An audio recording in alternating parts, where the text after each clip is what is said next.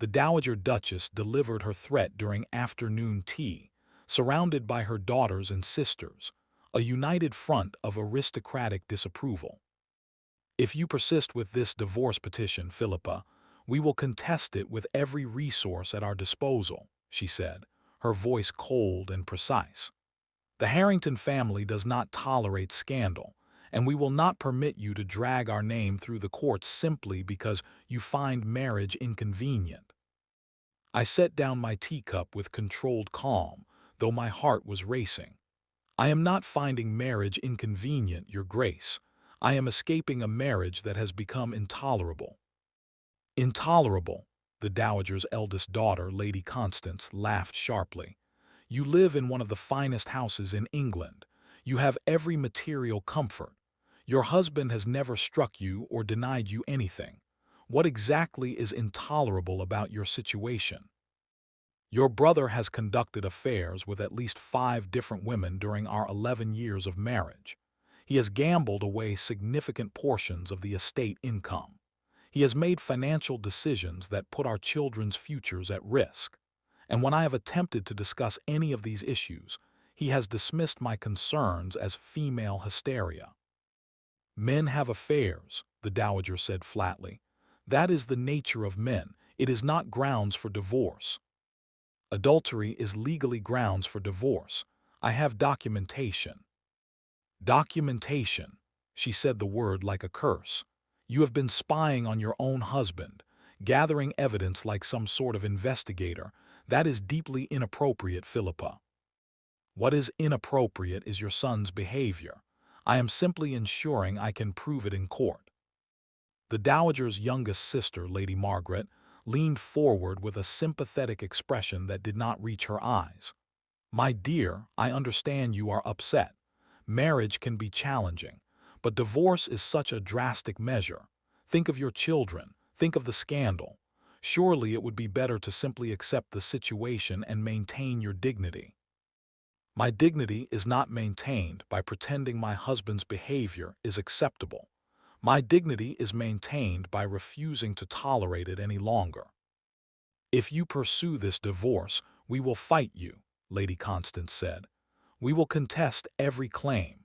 We will argue that you are exaggerating minor marital difficulties. We will ensure the proceedings are as difficult and expensive as possible. You cannot win against the combined resources of the Harrington family. I looked at each of them in turn. The Dowager Duchess, who had raised 4 children to believe their title made them untouchable. Lady Constance, who had married well and lorded her successful marriage over everyone. Lady Margaret, who smiled while delivering threats. And the other sisters and cousins who filled the drawing room, all united in their determination to prevent me from escaping. I can win, I said quietly. And I will. Because unlike you, I have been preparing for this battle for years. I have documentation you cannot imagine, evidence that will make contesting this divorce the worst decision your family could make. We are not frightened by your supposed documentation, the Dowager said. No judge will side with a wife over a duke based on some letters or gossip. Then you should not worry about contesting the divorce. If you are so confident I will lose, why threaten me at all? That stopped her momentarily. The other women exchanged uncertain glances. We are trying to save you from yourself, Lady Constance recovered, to prevent you from making a choice you will regret. The only choice I regret is not pursuing this divorce sooner. Now, if you will excuse me, I have an appointment with my legal team. I stood, effectively ending the tea party.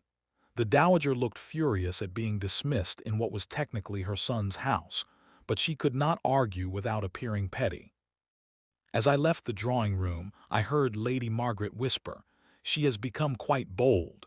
This will require more pressure than we anticipated." They had no idea. I had been preparing for this divorce for 3 years.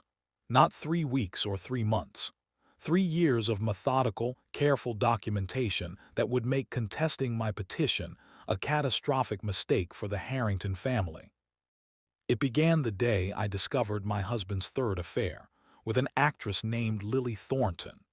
The first two affairs I had ignored, believing that if I simply focused on being a good wife and mother, he would eventually return his attention to our marriage. By the third affair, I understood that improvement was not coming. This was who Julian Harrington, Duke of Harrington, was, a man who viewed marriage as a social obligation and fidelity as optional. So I stopped trying to save the marriage and started planning my exit. My first ally was my lady's maid, Emma, who had been with me since before my marriage. She was fiercely loyal and had witnessed enough of Julian's behavior to be disgusted by it. "My lady, what do you need from me?" she asked when I explained my plan. "I need you to help me document everything. Every affair, every late night, every instance of Julian's financial irresponsibility. I need dates, times, details. Can you do that without being discovered?" "I can and I will. The Duke treats you abominably. If I can help you escape, I will do everything in my power." Emma became my eyes and ears throughout the household. She befriended other servants, gathering information about Julian's movements. She kept a detailed private journal of everything she observed. She even managed to retrieve letters Julian had carelessly left in pockets before sending his clothes to be laundered. My second ally was my father's solicitor, Mr. Edmund Thorne. He was elderly now in his 70s, but his mind was sharp, and he had been outraged when I first approached him about divorce planning. "Your father would be horrified if he knew how Harrington has treated you," he said. "He thought he was securing your future with a duke. He had no idea what sort of man Harrington truly was." Father died believing I was happily married. I made certain of that. But now I need help building a case that cannot be contested successfully. "Tell me everything, leave nothing out." I told him about the affairs, the gambling, the financial decisions Julian made without consulting me that put the estate at risk. I told him about being dismissed and ignored, treated as if my thoughts and opinions were worthless simply because I was female. Mr. Thorne listened carefully, taking notes. "Adultery is clear grounds for divorce. If we can prove it conclusively, the divorce will be granted. The challenge will be the settlement. The Harrington family will fight to minimize what you receive, both financially and in terms of custody of the children. I want primary custody of my children. I want the London townhouse that my dowry purchased. I want sufficient income to maintain myself and the children independently. Those are my minimum requirements. Those are substantial demands. The Harringtons will resist all of them. Which is why I need ironclad documentation. Evidence so comprehensive that fighting me becomes more damaging than accepting my terms." Over the next 3 years, we built that case. I documented 5 separate affairs, not just the fact of them, but details. Letters Julian had written to his mistresses, hotel receipts showing rooms booked under false names, testimony from servants who had witnessed Julian with various women, bills from jewelers for expensive gifts he had given to women who were not his wife. For the most recent affair, with a married woman named Lady Cecilia Ashworth, I even had photographs. A private investigator Mr. Thorne had hired had captured images of Julian and Lady Cecilia entering a hotel together, emerging hours later in disheveled clothing. I documented Julian's gambling losses. 3 years of records from various clubs showing he had lost over £15,000. Money that should have gone to estate improvements or our children's education, gambled away on cards and horses. I documented his financial mismanagement, decisions to sell profitable properties to fund his lifestyle, investments in questionable schemes that lost money, a pattern of treating the estate as his personal treasury rather than a legacy to be protected.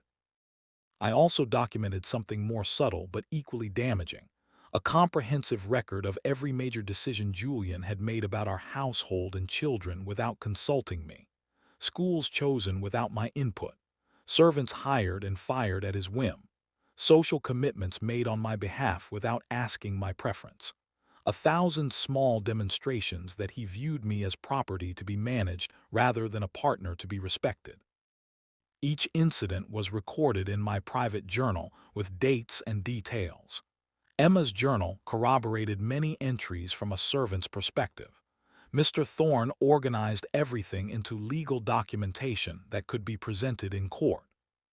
By the time I filed for divorce, I had assembled a case that was devastating in its comprehensiveness. The divorce petition was filed in March of 1893. Julian's initial reaction was dismissive. "This is nonsense, Philippa. You are overwrought. Take some time in the country to rest, and we will discuss this when you are feeling more rational." "I am feeling perfectly rational. I want a divorce on grounds of your adultery. I want primary custody of our children. I want the London townhouse. I want an annual income of £10,000. Those are my terms." He stared at me as if I had spoken in a foreign language. "You cannot be serious. No court will grant you those demands." "We will see what the court grants once they review my evidence." "What evidence could you possibly have?" I handed him a folder. "This is a summary. The full documentation is with my solicitor. I have evidence of 5 separate affairs, including photographs of you with Lady Cecilia. I have records of £15,000 in gambling losses. I have documentation of financial mismanagement. I have testimony from servants about your behavior. I have 3 years of comprehensive documentation, Julian. Fight me in court if you wish, but know that every sordid detail will become public record." Julian's face went through several color changes as he reviewed the summary. He had not realized I was documenting anything, had not suspected that his ignored, dismissed wife was carefully building a case against him. "This is blackmail," he finally said. "This is evidence. I am prepared to present it in open court if necessary. Or you can agree to reasonable settlement terms and we can handle this with some discretion." "My family will never allow this." "Your family can contest if they wish. But I promise you, making this case public will damage the Harrington reputation far more than a quiet divorce settlement." That was when the Dowager and her assembled relatives had appeared for the threatening tea party. Their certainty that I could be intimidated or that I lacked proper documentation. They were about to discover otherwise. My legal team consisted of Mr. Thorne as my primary solicitor and 2 barristers, Mrs. Helena Winters and Mr. James Ashford. Helena was one of the few female barristers practicing in England, known for her skill in matrimonial cases. James was her colleague, a progressive-minded man who believed strongly in women's rights. Together, they reviewed my documentation with professional appreciation. "This is extraordinary," Helena said, examining the organized files. "I have never seen a divorce case with this level of documentation. You have been planning this for years." 3 years of careful preparation. I wanted to be certain that when I finally left, I could do so successfully. "The Harrington family has threatened to contest," Mr. Thorne added. "They believe they can intimidate Lady Harrington into withdrawing or accepting unfavorable terms." "Then they need to see exactly what contesting would mean," James said. "We should arrange a meeting with their legal team, present a portion of the evidence, make clear that a court battle would be catastrophic for their reputation." The meeting was arranged for the following week. The Harrington family's legal team consisted of 3 barristers led by Sir Anthony Pemberton, one of London's most expensive lawyers. He had never lost a case defending a nobleman's interests. He entered the meeting with obvious confidence, clearly expecting to intimidate a woman into surrender. Helena greeted him with professional courtesy. "Sir Anthony, thank you for meeting with us. We wanted to provide you with a preview of the evidence we will present should this case go to trial. I am certain whatever you have is insufficient to support Lady Harrington's excessive demands," Sir Anthony said dismissively. "The Duke has agreed to a generous settlement of £3,000 annually and residence in a modest property. Lady Harrington should accept this offer." £3,000 is inadequate for maintaining 2 children and a household appropriate to their station, Helena replied. And the modest property you mention is a cottage in Yorkshire, far from London society and the children's schools. We are requesting £10,000 annually and the London townhouse. Preposterous. No court will award such generous terms. Then you should not worry about our evidence. If it is as weak as you suggest, the court will rule in your favor regardless. She opened her leather case and began removing documents. However, in the interest of transparency, we wanted to share a sample of what we have compiled. She laid out photographs of Julian with Lady Cecilia entering a hotel, letters in Julian's handwriting to 3 different mistresses, detailed accounting of gambling losses, documentation of questionable financial decisions. Sir Anthony's confident expression slowly dissolved as he reviewed the materials. His colleagues looked increasingly concerned as the evidence accumulated. "This is quite extensive," Sir Anthony said carefully. "However, the Duke's private affairs are not necessarily—" "We have 5 documented affairs," Helena interrupted, "with letters, witnesses, hotel receipts, and photographs. We have £15,000 in documented gambling losses. We have testimony from a dozen servants about the Duke's treatment of his wife. We have medical records from Lady Harrington's physician documenting the psychological impact of the Duke's behavior." She pulled out another file.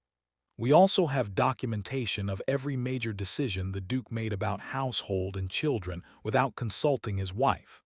Schools, servants, finances, social obligations. 3 years of comprehensive records demonstrating that he treated Lady Harrington as property rather than as a partner. If this case goes to trial," James added, "every detail will be examined in open court. Newspapers will cover it extensively. The Duke's affairs will be discussed publicly. His financial mismanagement will be exposed. Lady Cecilia Ashworth's involvement will become common knowledge, which will also destroy her reputation and likely her marriage." He paused for effect. Is the Harrington family prepared for that level of scandal, for every newspaper in London reporting on the Duke's behavior? Because that is what contesting this divorce means. Sir Anthony was silent, reviewing the documents again. Finally, he said, "I need to consult with my clients. This is more comprehensive than we anticipated." "Take whatever time you need," Helena said, "but understand that we are prepared to proceed to trial if necessary. Lady Harrington has been planning this for 3 years. She is not intimidated by threats or by the Harrington family's resources." The meeting ended with Sir Anthony looking considerably less confident than when he had arrived. 2 days later, the Dowager Duchess herself appeared at my residence, without the supporting cast of relatives. She was shown into my sitting room, her expression cold but calculating rather than dismissive. "You have assembled quite a collection of evidence," she said without preamble. "I have documented your son's behavior accurately and thoroughly. If this goes to trial, the scandal will be enormous. It will damage Julian's reputation significantly." "Yes, which is why I suggested a settlement rather than a court battle. I am not seeking to destroy your family, Your Grace. I am seeking to escape my marriage with sufficient resources to maintain myself and my children." "Your demands are excessive." "My demands are fair. £10,000 annually is reasonable for raising 2 children of a duke in appropriate circumstances. The London townhouse was purchased primarily with my dowry. It should remain with me." The Dowager was silent, clearly wrestling with the situation. Finally, she said, "If we agree to your terms, you will maintain discretion about the reasons for the divorce." "I will not volunteer details, but I will not lie if asked directly. The divorce petition cites adultery as grounds. That much is public record." "And the children's custody?" "Primary custody with me. Julian can have generous visitation, including summer holidays and alternate Christmas seasons. I am not trying to separate him from his children. I am simply ensuring they are raised primarily by the parent who has actually been present in their lives. You have thought of everything, have you not? I have been planning this for 3 years, Your Grace. Yes, I have thought of everything. She stood, preparing to leave. I will speak with Julian and Sir Anthony. I cannot promise they will accept your terms, but I can promise we will not contest the divorce itself. The evidence you have assembled makes that too dangerous. After she left, Emma appeared with tea and a triumphant smile. You did it, my lady. You actually made them reconsider. They have not agreed to my terms yet, but they understand that fighting me would be catastrophic. That is progress. The negotiations took another 6 weeks. The Harrington family tried to reduce the annual income to £8,000. I refused to budge from 10,000. They tried to offer a different property instead of the London townhouse. I refused that as well. Finally, faced with the alternative of a devastating public trial, they agreed to all my terms. The divorce was granted in July of 1893. I received primary custody of my children, Robert age 10 and Elizabeth age 8. I received the London townhouse. I received £10,000 annually. I received return of my personal property and jewelry. Julian received the freedom to marry whomever he wished and the preservation of his reputation, at least to the extent possible given that the divorce petition cited adultery. The Harrington family received the relief of knowing that all the documented evidence I had gathered would not be aired in a public courtroom. The settlement was formalized, and I moved into the London townhouse with my children. We established new routines built on honesty rather than pretending everything was fine while enduring Julian's neglect. 3 months after the divorce was finalized, Lady Constance appeared at my door, unannounced and looking uncomfortable. "May I come in, Philippa?" I was surprised but gestured her inside. We had not spoken since the threatening tea party. She settled in my drawing room and looked around at the elegant space I had made my own. "You have done well for yourself." "I have built a life I find satisfying, yes." "I wanted to apologize for the tea party, for threatening you. We were so certain you could be intimidated into accepting inadequate terms. We underestimated you completely. You assumed that because I had been quiet and accommodating for 11 years, I would remain so indefinitely. You were wrong. How did you do it? How did you document everything so thoroughly without Julian or any of us discovering what you were doing?" "Carefully, methodically, with the help of loyal allies who were disgusted by how your family treated me. I spent 3 years building a case that could not be dismissed or contested successfully. 3 years of planning, that is remarkable patience. That is survival strategy. I knew that if I left without proper documentation, I would lose everything. My children, my financial security, my future. So I waited until I could leave on my terms, with evidence that made fighting me too dangerous." Lady Constance was quiet for a moment. "I am in an unhappy marriage myself. My husband is not as flagrant as Julian, but he is unfaithful and dismissive. I have always believed I simply had to endure it because divorce would destroy me socially and financially.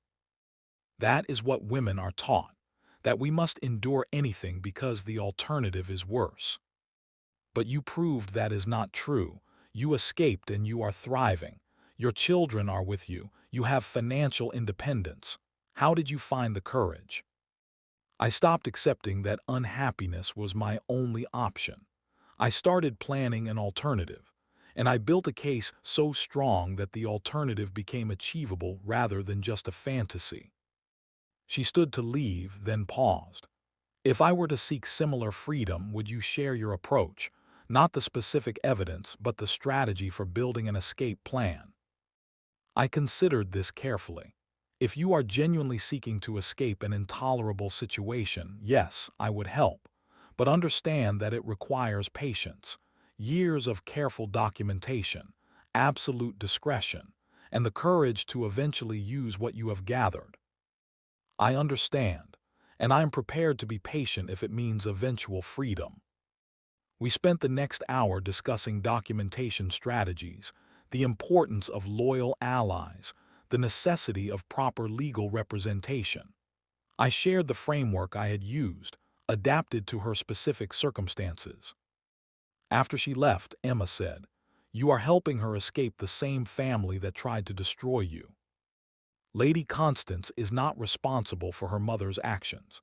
If she is trapped in a marriage as miserable as mine was, she deserves the tools to escape. Besides, it is rather satisfying to think that my approach might be used against the Harrington family again. Over the following years, I heard through society channels that Lady Constance had indeed pursued a divorce from her husband. She had documented his affairs and financial irresponsibility, then negotiated a settlement that gave her custody of her children and financial independence. The Harringtons, having learned from their experience with me, did not contest her divorce. My own life settled into comfortable patterns. I raised my children with honesty about their father's flaws and strengths.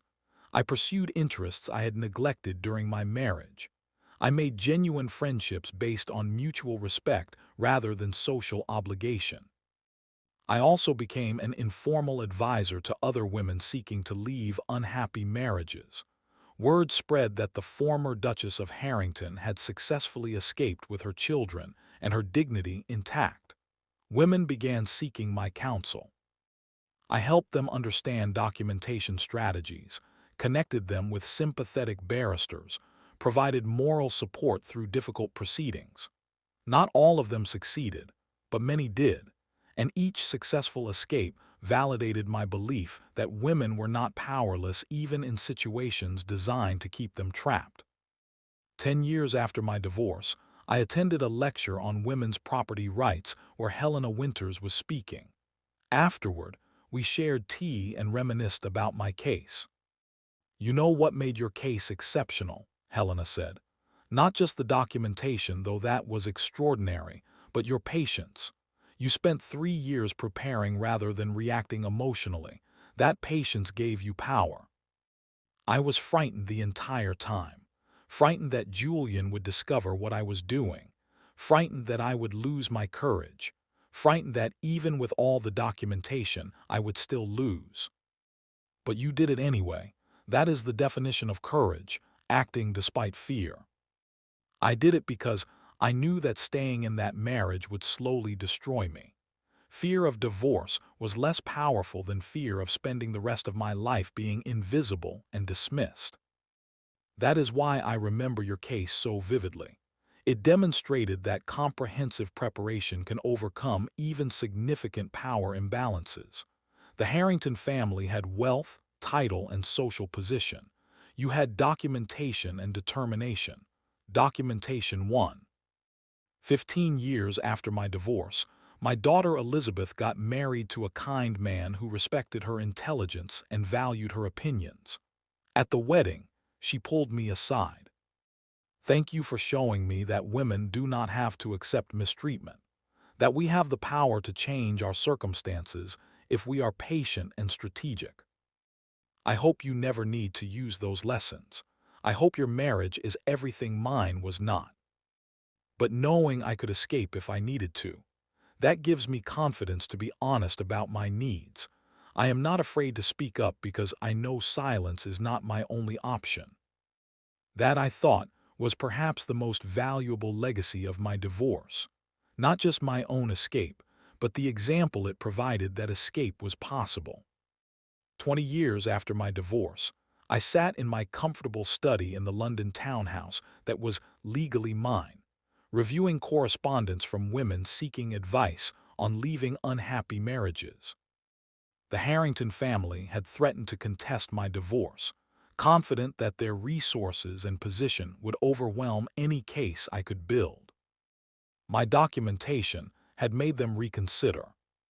Those 3 years of patience, Methodical evidence gathering had transformed what should have been an impossible battle into a negotiation I won comprehensively.